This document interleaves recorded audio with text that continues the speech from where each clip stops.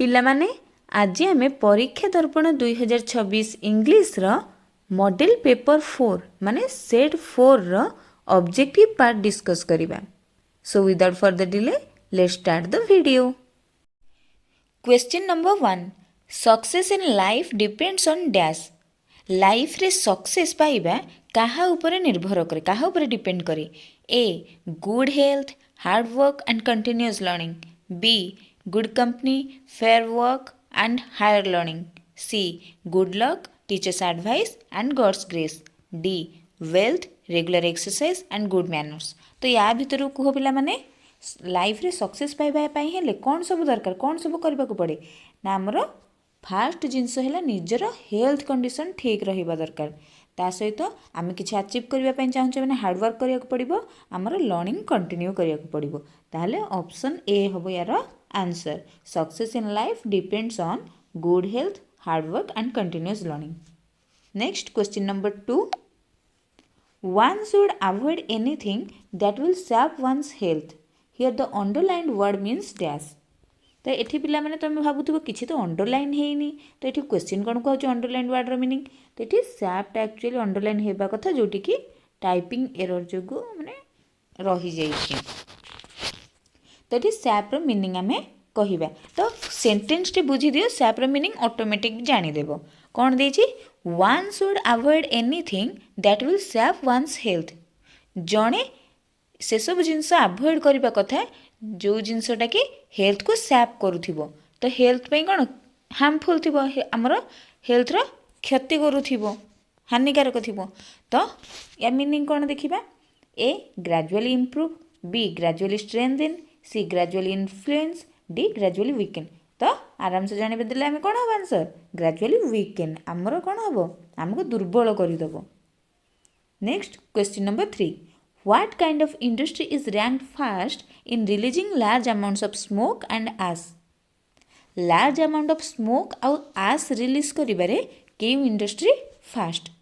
Smoke कहले धुआं आउ आस कहले पाउंस। तो प्रचुर परिमाण रे धुआं आउ पाउंस रिलीज करिबारे, स्मोक आउ आस रिलीज करिबारे को industry first? A solar power plants, B chemical industries, C nuclear power stations, D thermal power stations. कौन हम?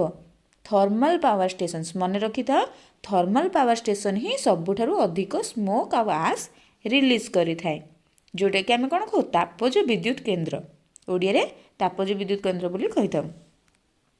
Next question number 4, which of the following are the effects of air pollution on humans.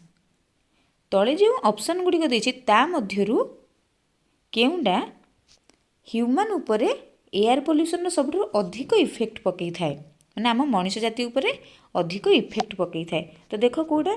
A headache, fever and body pain, B eye irritation, sore throat and respiratory illness, C stronger immunity and less stress, D better eyesight and more power. तो आम मनीष उपरे air pollution रो कौन प्रभाव पड़ी थाए ना? Air pollution जोगु आमर आई irritation होता है, सोर थ्रोट माने गला दरज होता है, आ रेस्पिरेटरी इलनेस माने श्वासक्रिया जनित रोग भी मध्य होता है, असुस्थता देखा देता है। ताहले ऑप्शन बी होबे यार answer. Question number 5, to welcome the new year festival Losar people dash. जितेबले न्यू ईयर फेस्टिवल लोसार आसे अरुणाचल प्रदेश रे, ताको वेलकम करबा पई लोक माने कोन करंती? A clean the homes and discard the old, B climb the desert hill top and pray god, C worship goddess Mopin and drive away evil spirit, D gather at Ziro and play music. ताहले कोन हबो?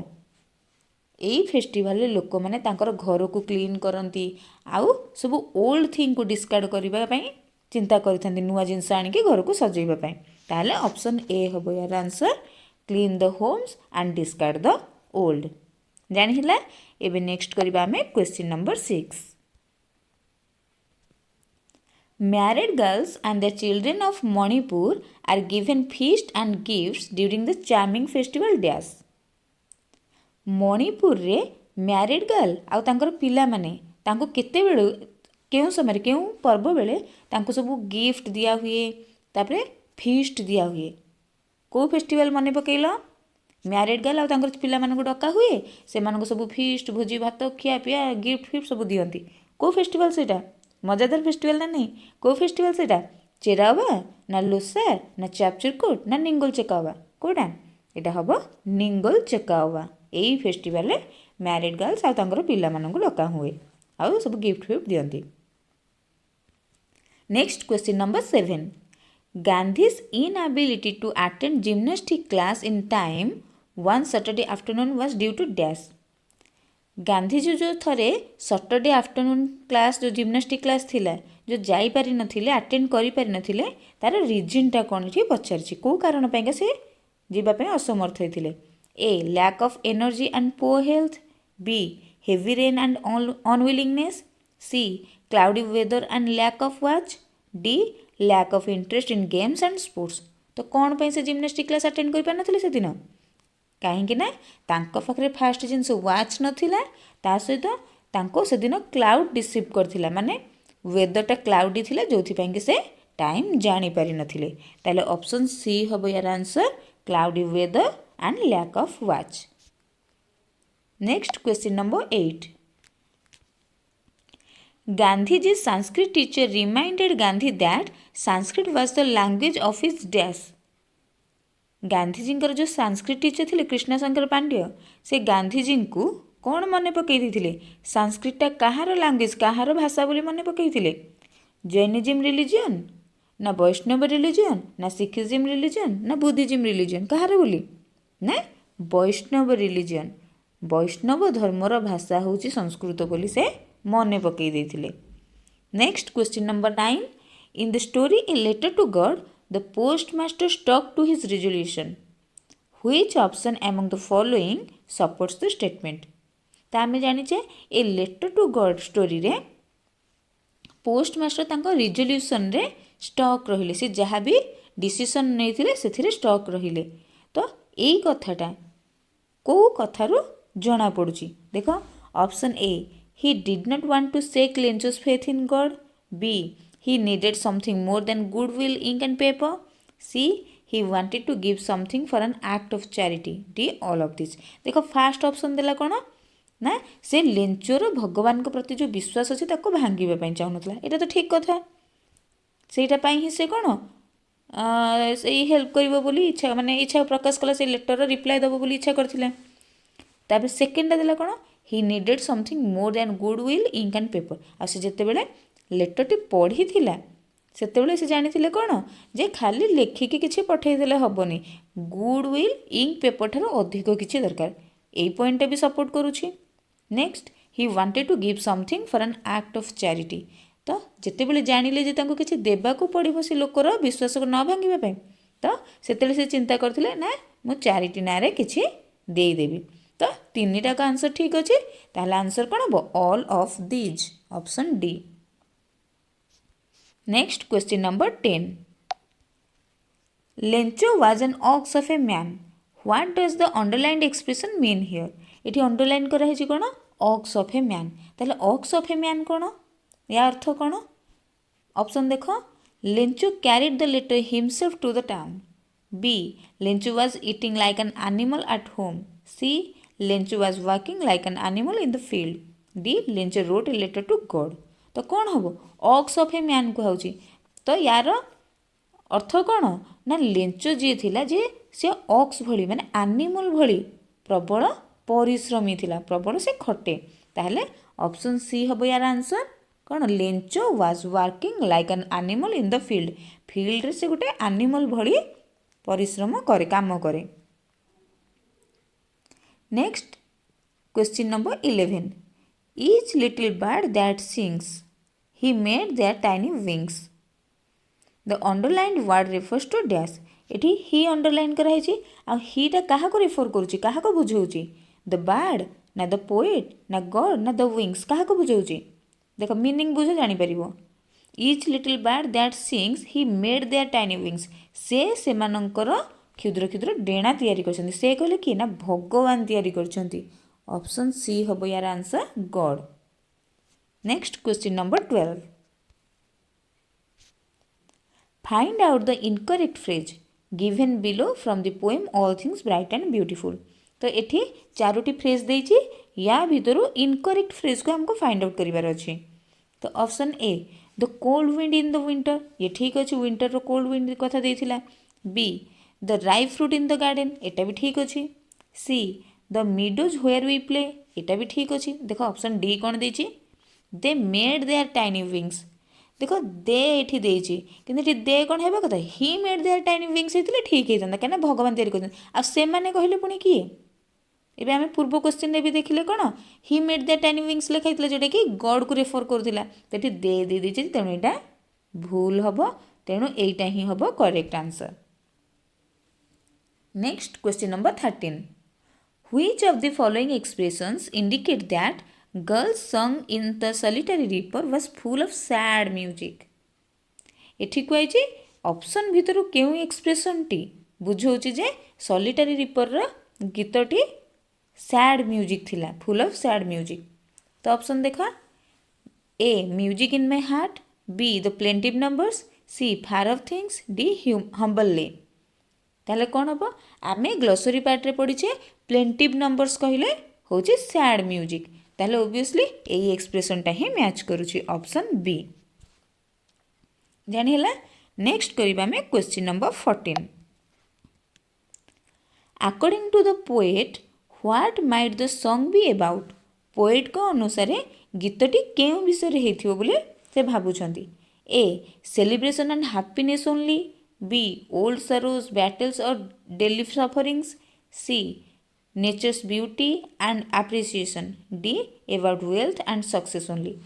देख ये celebration और happiness जो कहला, ये तो सी दुख गीत गाउथला बोली तांको से गेस करथिले, तो सेलिब्रेशन हैप्पीनेस रो चांस ही नहीं, एटा हबनी। तापरटा देख ओल्ड सरोज बैटल्स और डेली सफरिंग्स, ये कथा कही ना सब दुखर कथा, तापर कौन युद्ध समय कथा, डेली सफरिंग कथा, यही सब जिन गुड़ा ना फैमिली मैटर ऑफ टुडे। तो ऑप्शन बी हम यार आंसर।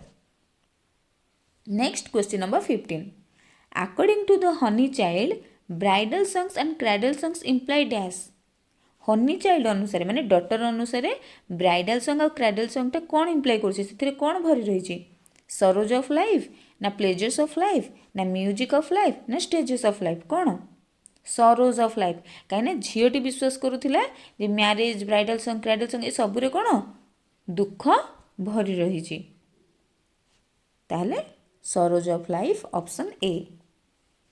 नेक्स्ट क्वेश्चन नंबर 16, एटा फॉर लिखी कि फॉर नुह फार है, far sweeter sound the forest notes where dash are falling. तो ये कौन हम आंसर, सन टुडे ना डेथ टुमोरो ना फेरी फोक ना फॉरेस्ट ड्रीम्स, कौन हम ना फॉरेस्ट ड्रीम्स आर फॉलिंग। तो ये पोएमटा पढ़ी भलरे मन रखि ऑटोमेटिक पार्टी ही आसीज फॉरेस्ट ड्रीम्स बोली ना नहीं, far sweeter sound the forest notes where forest dreams are falling. तो फॉरेस्ट नोट्र साउंड फार स्वीटर, जो कि फॉरेस्ट ड्रीम फॉल कर माने आमर जंगली झरणा प्रवाहित तो होची, तो option D. Next question number 17, who blows bagpipes in the flower school, the flower school poem रे बैगपाइप्स किए ब्लो करुथिला, किए बजाउथिला, A the dry east wind, B the moist east wind, C the dry north wind, D the moist west wind. कौन हम यही poem रे आमर मोइस्ट ईस्ट विंड कथा ही कहुई, ताहले ऑप्शन बी हवार आंसर कौन आद्र पूर्व पवन, पूर्वा पवन, तो the moist east wind. Next question number 18, which statement shows that the flower children's freedom has been curtailed, चारोटी ऑप्शन भितर केउ स्टेटमेंट टी शो करुछि जे जो फूल पिला माने थिले माने फ्लावर चिल्ड्रेन थिले तांकर फ्रीडमटा कर्टेल हो जाइछि, माने टिके लिमिटेड हो जाइथिला, टिके कमा हो जाइथिला। केमिति, A the flowers go to school underground, B their home is in the sky where the stars are, C they raise their arms towards their mother, D their master makes them stand in a corner if they come out to play. ताले कुह कौन हम को कथारू जना पड़ुछि जे तांकर freedom को cartel कराइथिला, reduce कराइथिला ना। आमर देखो पोएम रे मन अछि गोटे लाइन देइथिला कोन जे पिला माने जेते बेले दुष्ट हुअंती बाहर को ଖେଳିବାକୁ ଯାଆନ୍ତି ତାଙ୍କ ମାଷ୍ଟର ତାଙ୍କ ଟିଚର ଯେ ଗୋଟେ କର୍ଣ୍ଣରରେ ଠିଆ କରାଇ ଦିଅନ୍ତି, ମାନେ ଏଇଟା ପନିସମେଣ୍ଟ ଦିଅନ୍ତି। ତ ୟା ଦ୍ୱାରା କ'ଣ ତାଙ୍କ ଫ୍ରିଡ଼ମ୍ ରିଡ୍ୟୁସ୍ ହେଉଛି ନା ନାହିଁ? ତାହେଲେ option D, their master makes them stand in a corner if they come out to play. ବୁଝିହେଲା? ନେକ୍ସଟ କ୍ୱେଶ୍ଚିନ୍ ନମ୍ବର 19 କରିବା। Vicky's brain was displayed to promote dash. विकीर ब्रेन जो डिस्प्ले कराई कौन पे कराई कौन प्रमोट करने डिस्टेन ना सेग्रेन ना नॉलेज ना रिफ्रेन कौन नॉलेज को प्रमोट करने ऑप्शन सी हम यार answer. Next question number 20 what stuns the body and clouds the brain in one's youth समय कौ जिनसटा बॉडी को स्टंट करे आउ ब्रेन को क्लाउड कर दिए। बॉडी को स्टंट कर दिए माने बॉडीर ग्रोथ को बाधा दे थाए, सेमती ब्रेन को क्लाउड कर दिए माने ब्रेन को अनसर्टन कर दिए, ताको कन्फ्यूज कर दिए। कौ जिनसटा कले तो निहाती भाव में जहाँ भी करुँची हार्मफुल आम पाई ना नहीं, तो सेटा कौन ना सेटा होची स्मोकिंग। जदि तुम तुम यूथ टाइम रे स्मोकिंग कर तुमर से ग्रोथ बाधा प्राप्त हो, तुम बॉडी स्टंट हम, ता सहित ब्रेन भी क्लाउड हो जिवो। तेणु से भली भूल केबे भी करबनी। Next question number 21 Timothy's coat was described as dash. टिमोथीर कोट कोट कहले जैकेट फैकेट भाबनी, तार जो चर्म कथा कहूँ। टिमोथीर कोट केमिति डिस्क्राइब कराई डल ब्राउन ना पैची ना फेडेड ना मैग्निफिसेंट स्ट्रिप्ड कौन magnificent striped option D. Next question number 22 आसीगला। Why was grandfather invited to accompany the hunting party despite not being a professional शिकारी? ग्रैंडफादर जड़े प्रोफेशनल शिकारी न होइकी भी जड़े प्रोफेशनल शिकारी न होइकी भी तांकू कहीं हंटिंग पार्टी रे सांगरे जीवा पे इनवाइट करा जायथिला। A he was wealthy, B he owned elephants, C he carried weapons, D he knew the Shivalik forest well.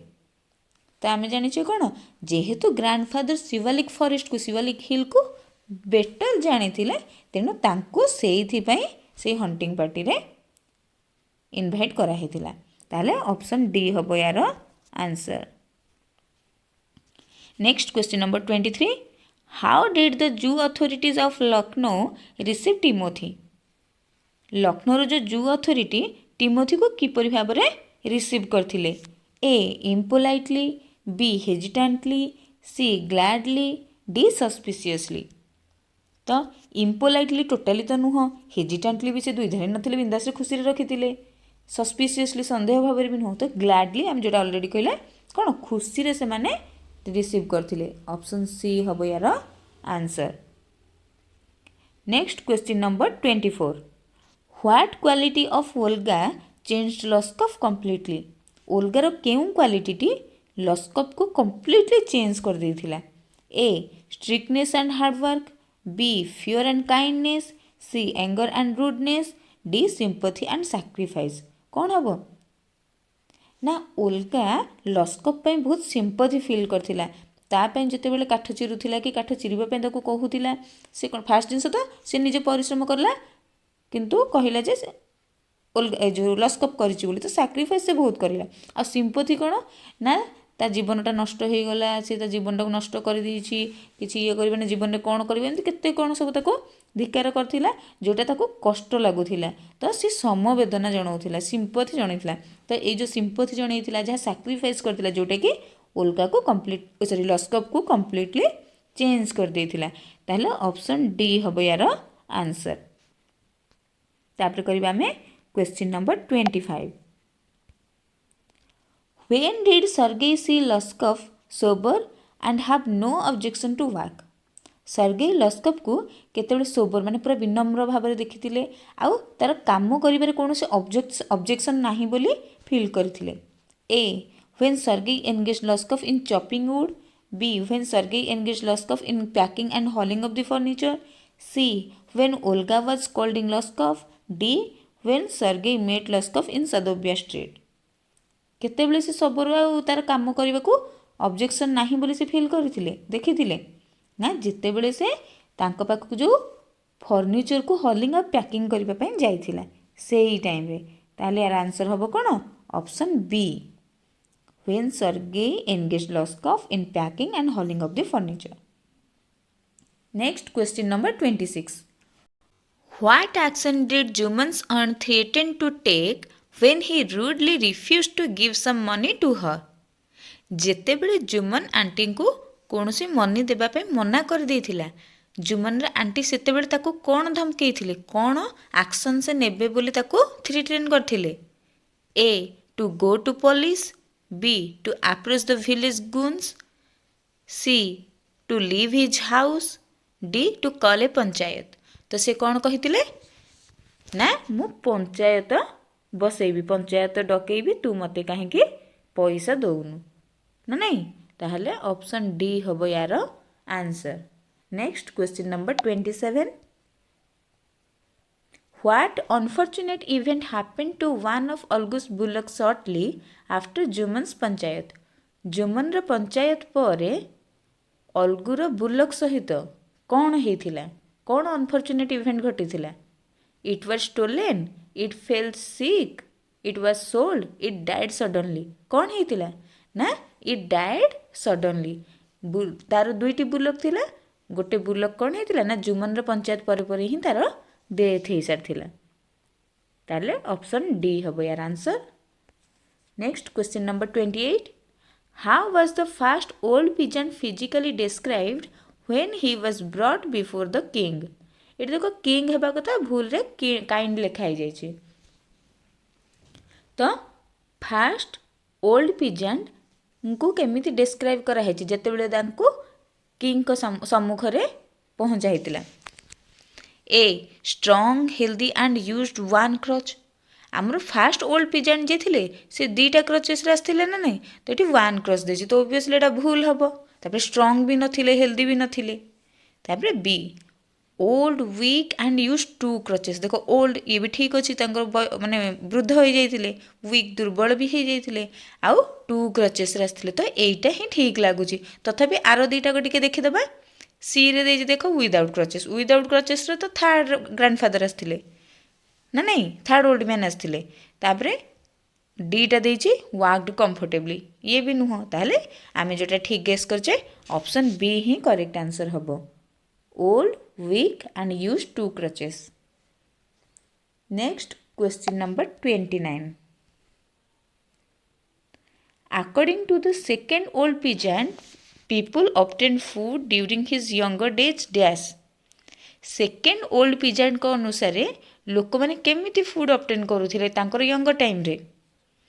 Bye buying in markets, by trading internationally, ना बाय रॉयल सप्लाई, ना by growing and sharing? केमिति ना से माने निजे चाष करुथिले, निजे सब वेजिटेबल सब ग्रेन एगुड़ाक सब ग्रो करुथिले, ता सहित परस्पर मध्य शेयर करुथिले, जे जोटा चाष करुथिला ताको से अनुसार एक्सचेंज करुथिले। तो से टाइम रे बाटर सिस्टम चलीथिला।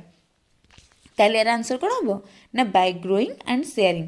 तांको समय रे तांको यंगर डेज रे से माने ए निजे ग्रोइंग करिके आउ परस्पर भितर शेयरिंग करिके ही सब फूड ऑब्टेन करुथिले। ऑप्शन डी हबो यार answer. Next question number 30, no one ever thought of such a scene of buying or selling bread and we knew nothing of money, who said this statement? आमे किनिबा और बिकिबा भली पाप करूनथिलु, खाद्य को किनिबा बिकिबा भली पाप करूनथिलु, आमे मनी भी कौन से विषय रे जानि नथिलु। ए कथाटा किए कहिथिले? किंग ना ओल्ड मैन, ना ओल्ड मैन्स फादर, ना ओल्ड मैन्स ग्रांडफादर? किए कहिथिले ना ओल्ड मैन्स ग्रांडफादर कहिथिले। सी ए जिनस जो किनिबा बिकिबा ए जिनसटा को से पाप बोली भाबुथिले ना नहीं? ताहले old man's grandfather, option D. Next आसला क्वेश्चन नंबर 31, ये देख आम जहाँ सब स्टॉर्म गुड़ाक जाने से गुड़ाक ही देचे। A very strong wind that moves very fast in a spinning movement and causes a lot of damage is called dash.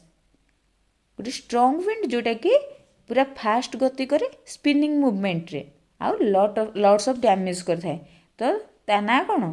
टर्नाडो ना व्हील विंड ना टाइफोन ना गेल? कौन? Wheel wind. ऑप्शन बी हम यार आंसर, व्हील विंड जोटा कि spinning movement रे गति करे आउ डैमेज भी प्रबल करि थाए। Next question number 32 Lencho's house was the solitary house in the middle of the valley the underlined word can be replaced by dash. तो एठी भूल रे अंडरलाइन करने को भूली जाइछन्ती तो टाइपिंग एरर टिके अछि तो सॉलिटरी तले अंडरलाइन होइछि तो सॉलिटरी बदल रे केउ वर्ड रिप्लेस करी होबो एठी कुहाइछि बिजी ना लोनली ना पॉपुलर ना क्राउडेड कौन हम लोनली सॉलिटरी माने एकुटिया लोनली माने भी सही एकुटिया तो एटा हम तो Lencho's house was the solitary house in the middle of the valley ताले से लोनली सिंगल जोटा कि बुझेइबो। Next question number 33 human wants are not limited the underline word can be replaced by dash एटी नॉट लिमिटेड अंडरलाइन होइछि ता बदल रे आमे कोन लिखि परिबा डिसलिमिटेड ना इनलिमिटेड ना इनलिमिटेड ना अनलिमिटेड कौन हम अनलिमिटेड लिमिटेड पूर्वरु UN लगे कि अनलिमिटेड हुए जोटा कि होची लिमिटेड रो negative. Next question number 34 Gandhi's percent teacher was dash to the students Gandhiji percent teacher students मान प्रति केमिति मनोभाव थिला कंसीडर ना कंसीडरेट ना कंसीडरेशन ना कंसीडरेटेड कौन थिला कंसीडरेट थिला ऑप्शन बी हम यार answer Gandhi's percent teacher was considerate to the students. Next question number 35 people pray to gods to dash evil spirits लोक मैंने भगवान को प्रार्थना करती इविल स्पिरिट को कौन करने तड़ी देवाई बाहर करके भगैवाई ए ना नहीं तड़ी देवाईका ताले यापेका क्यों फ्रेजाइल भर्बटी बसिले ठीक रहिबो शो ऑफ ना टेक प्लेस ना पास डाउन ना ड्राइव अवे कोटा ठीक रहिबो drive away people pray to god to drive away evil spirits option D हम यार answer. Next question number 36 a group of people meeting together to worship is called dash जदि group of people गोटे लोक मानकर दल जदि एकाठी हुअंती worship करने पूजा करने ताको कौन कहती से जगटा को कल्चर ना ट्रेडिशन ना मोनेस्टेरीज ना कंग्रीगेशन कौन कहती जदि गोटे जगार सब लोक मैंने एकाठी हुअंती पूजा करने सेटा को मोनेस्टेरीज बोली कहती ऑप्शन सी हम यार आंसर जोटा कि मठ। Next question number 37 the catalytic converter changes dash into harmless substances catalytic converter को जिनसटा को हार्मलेस सब्सटेंस रे परिवर्तन कर दिए पॉल्यूट ना पॉल्यूशन ना पॉल्यूटेंट्स ना पॉल्यूटिंग कौन को पॉल्यूटेंट्स को प्रदूषक गुड़ी को से हार्मलेस सब्सटेंस रे चेंज कर दिए ताले एठी आंसर हम कौन pollutants option C. Next question number 38 acid rain is rain or other precipitation that contains oxides of sulfur and nitrogen along with other chemicals तो एसिड रेन हूँ गोटे रेन बा प्रेसिपिटेशन जोटा कि सल्फर ऑक्साइड नाइट्रोजन ऑक्साइड ता सहित अलग chemical को सब नहीं तैयारी होता है तो ये कहूँ what does the underline word refer to underline वर्डटा कौन रेफर करुँच ये अंडरलाइन कौन है प्रेसिपिटेशनटा अंडरलाइन है कौन बुझाऊँ the appearance of small holes ना the fall of rain snow or hail ना the release of smoke from the industry ना the smoke extracted from chimneys कौन हम प्रेसिपिटेशन कहले या को से वर्षा को ही आम बुझु वृष्टिपात को ही बुझु जो थी कि स्नोफॉल हो पारे जनरल रेनफॉल हो पारे किंबा हेलस्टोन मध्य फॉल हो पारे ताहले ऑप्शन बी हम आंसर प्रेसिपिटेशन कहले कौन बुझाए the fall of rain snow और हेल। नेक्स्ट करिबा में question number 39 fill your life with suitable recreation the underlined word can be replaced with dash तो ये अंडरलाइन कौन है रिक्रिएशनटा अंडरलाइन है तो ये रिक्रिएशन बदल में आम आउ कौन लिखिपर माने रिक्रिएशन सिनोनिम गोटे आमको लिखापी कहुई कौन हम मैनर्स ना कंपानियनशिप ना ऑक्यूपेशन ना हॉबी कौन रिक्रिएशन कहले हॉबी को बुझेइबो हैला ताहले ऑप्शन डी यार आंसर हम। Next question number 40 people choose there dash based on their interest and skills लोक मैंने निजर इंटरेस्ट और स्किल को बेस करके कौन चूज करती ଅକ୍ୟୁପାଏ ନା ଅକ୍ୟୁପେସନ୍ ନା ଅକ୍ୟୁପାଇଂ ନା ଅକ୍ୟୁପାଣ୍ଟ କ'ଣ? ଅକ୍ୟୁପେସନ୍ ଚୁଜ୍ କରନ୍ତି। ତ ଏଠି ନାଉନ୍ ୟୁଜ୍ ହେବ ହେଲା ଦେୟାର ଅକ୍ୟୁପେସନ୍। ତ ନାଉନ୍ ଚୁଜ୍ ହେବ ତ ଏଠି ଅକ୍ୟୁପେସନ୍ ଦେଇଛି ଅକ୍ୟୁପେସନ୍ ହେବ କରେକ୍ଟ ଆନ୍ସର୍।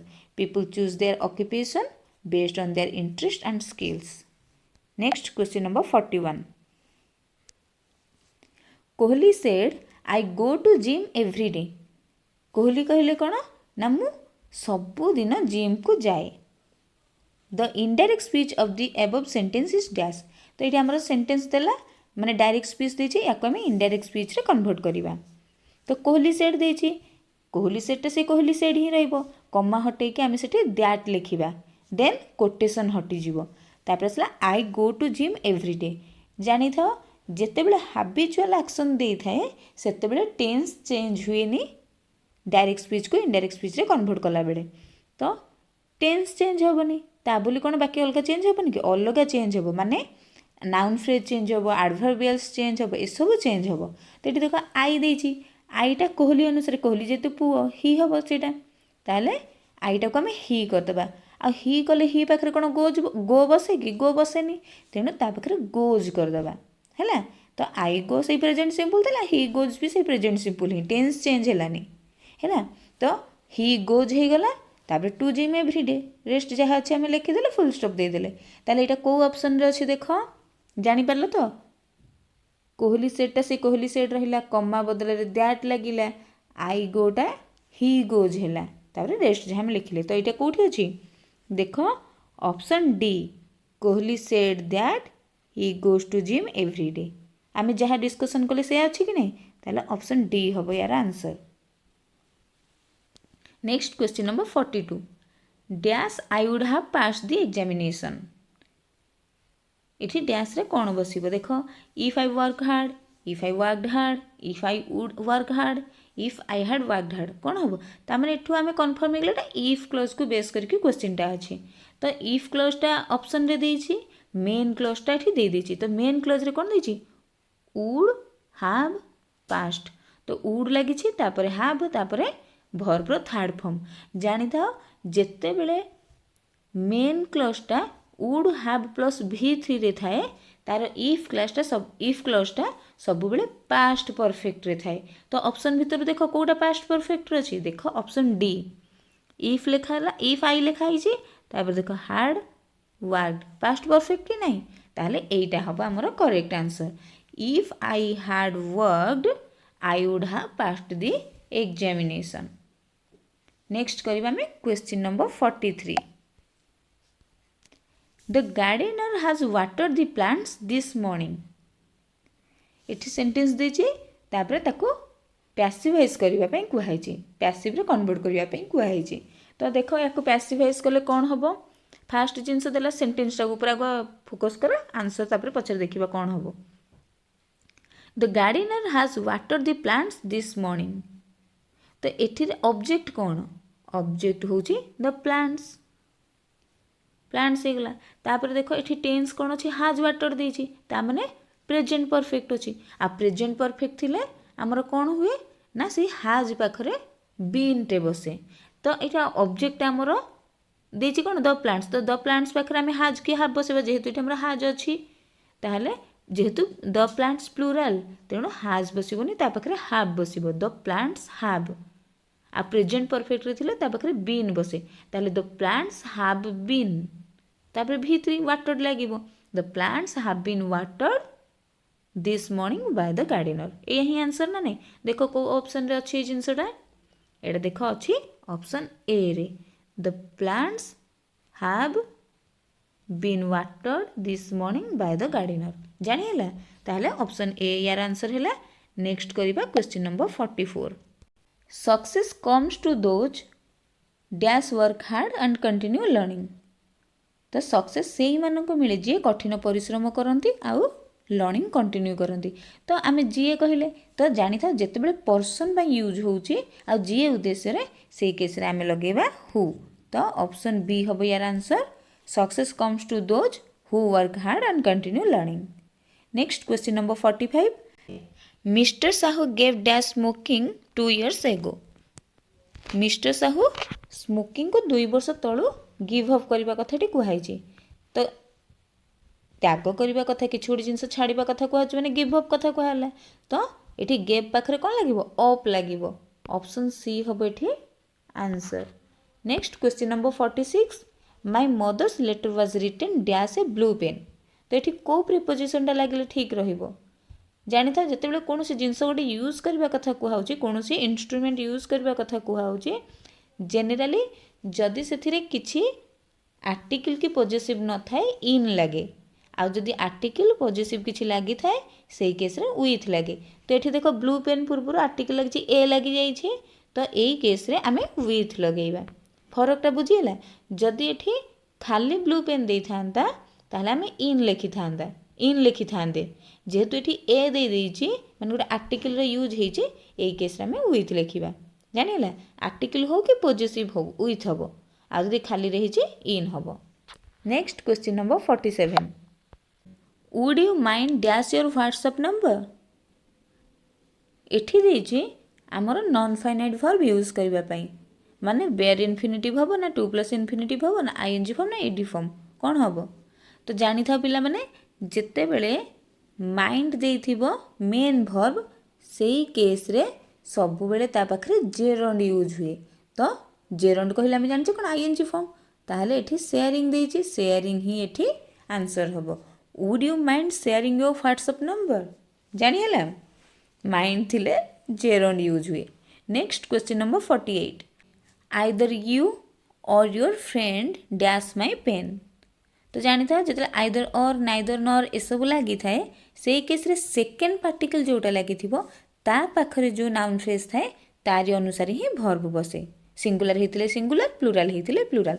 तो एठी देखो हमरो सेकेंड पार्टिकल होजे और तो और पर बसिछि योर फ्रेंडटा सिंगुलर तेणु या पाखरे सिंगुलर वर्ब लागिबो किंतु एठी देखो हाज वाला हाज को नेकी गोटे सिंगुलर माने गोटे ऑप्शन देछि इज को नेकी देछि तो कोउटा करिबा देखो एठी पेन हजि जिबार स्टाटसटा देछि से ना नहीं। तो जिते बड़े प्रेजेंट रिलेवेंस कथा आसी जाए आमे प्रेजेंट परफेक्ट करू तेणु हाज टेकन करिबा जानिला either you or your friend हाज टेकन माय पेन।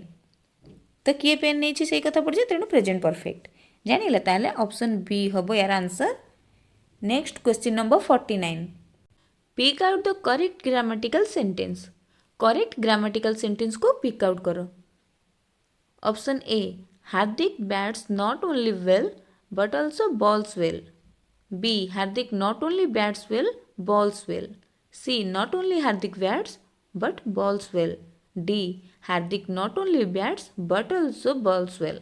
तो कौटा ठीक आंसर हम जानी था पिला माने आमर जेतेले not only but also either or neither nor ए सब को यूज करा हुए सब बेले सिमिलर जिनसटी को प्रथम लिखाई जाए आ जो दुईटी डिसिमिलर जिनस रहिला अलग जिनस रहिला डिफरेंट जिनस तार गोटे पार्टिकल पूर्वर माने गोटे पार्टिकल पर गोटे डिसिमिलर जिनस लिखा हुए आउ गोटे पार्टिकल पर आउ गोटे डिसिमिलर जिनस लिखा हुए। तो ये देख ये कहबार मीनिंग कौन ना से हार्दिक जे से बैटिंग भी बढ़िया करती बॉलिंग भी बढ़िया करती तो से जिनस ही लिखा ये कॉमन कौन हार्दिक सिमिलर है हार्दिक लिखिदेले तापर not only but also use ये तो नॉट ओनली गोटे पार्टिकल आम लिखिदेले तापर डिसिमिलर जिनसा कौन गोटे बैटिंग आ गोटे बॉलिंग तो ये बैट्स लिखाला हार्दिक नॉट ओनली बैट्स जानिला। नेक्स्ट कमा दिगला तापर सेकेंड पार्टिकल लिखिदेले बट ऑल्सो तापर आउ गोटे डिसिमिलर पार्ट लिखिदेले बॉल्स तापर वेल आ वेल तो बारंबार लिखा थोड़े लिखा हो कौन Hardik not only bats but also balls well जानिला ताहले ऑप्शन डी हम यार आंसर। यगुड़ाक भलरे प्रैक्टिस करदेव टिके। Next question number 50 last question I dash him since yesterday. काली ठारू मु तांको देखी नाही या कहवाक से चाहूँगी तो काली ठारू देखी नाही तो बर्तमान प्रेजेंट स्टेटस कौन मु देखी नाही तेणु प्रेजेंट रिलेवेंस जिते बड़े रही थाए से जिनसटा केस रे आमे प्रेजेंट परफेक्ट यूज करूँ बुझीगला। ताहले कौन हम ये प्रेजेंट परफेक्ट स्ट्रक्चर केवल ऑप्शन सी ही अच्छी हाँ कि नहीं ताहले हैव नॉट सीन এইটা ହିଁ ଠିକ୍ ଆନ୍ସର୍ ହେବ। I have not seen him since yesterday. ଜାଣିହେଲା? ଯେତେବେଳେ ପ୍ରେଜେଣ୍ଟ ରିଲେଭାନ୍ସ ଥାଏ, ଏ ଯେଉଁ କାଲିଠୁ ସେ ତାକୁ ଦେଖିନି, ବର୍ତ୍ତମାନ ବି ଦେଖିନି ନା, ତ ସେଇ ଜିନିଷଟା ଯେଉଁ କାଲିଠୁ ଦେଖିନି, ଏଇଟା ପ୍ରେଜେଣ୍ଟ ରିଲେଭାନ୍ସ ଯେହେତୁ ରହୁଛି ପ୍ରେଜେଣ୍ଟ ପରଫେକ୍ଟ ହିଁ ହେବ। ଆଇ ହୋପ୍ ସବୁ କ୍ୱେଶ୍ଚିନ୍ର ଆନ୍ସର୍ କେମିତି କ'ଣ ହେଲା ତୁମେମାନେ ବୁଝିପାରିଥିବ। ଯଦି କୌଣସି କ୍ୱେଶ୍ଚିନ୍ରେ ଡାଉଟ୍ ଥାଏ ମୋତେ କମେଣ୍ଟ ସେକ୍ସନରେ କମେଣ୍ଟ କରିପାରିବ। ଆଉ ଗୋଟେ କଥା, ଭିଡ଼ିଓଟି ତୁମେମାନେ ନିଜେ ସମ୍ପୂର୍ଣ୍ଣ ଦେଖିଲ, ତା ସହିତ ଯେହେତୁ ଭିଡ଼ିଓଟି ତୁମ ଏକ୍ଜାମ୍ ପାଇଁ ବହୁତ ଜରୁରୀ, ବହୁତ ହେଲ୍ପଫୁଲ୍ ହେବ, କାହିଁକିନା ଏଥିରେ ଆମେ ଡିଫରେଣ୍ଟ ଟାଇପ୍ର କ୍ୱେଶ୍ଚିନ୍ ସବୁ କଭର୍ କରାହେଇଛି, ବୋର୍ଡ଼ ତରଫରୁ ଆସିଛି। ତେଣୁ ତୁମ ସାଙ୍ଗମାନଙ୍କୁ ମଧ୍ୟ ସେୟାର କର, ସେମାନେ ବି ଏଥିରୁ ଉପକୃତ ହୁଅନ୍ତୁ। ଠିକ୍ ଅଛି?